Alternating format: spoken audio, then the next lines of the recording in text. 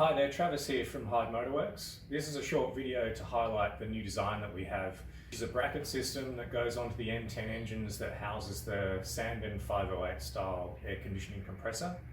It's been designed to complement the Hyde Motorworks M10 Supercharger Kit that's available at Hyde Motorworks for all BMW M10 engines.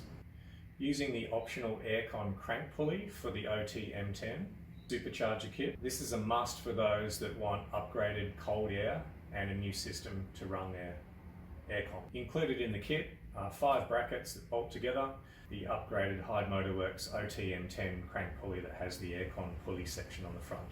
The Sanden air conditioning compressor that this design is based on is the 508 style. In this case, I've designed the kit around the SD5 H14 model, and this one, whichever you choose, can either have the top ports or the rear ports.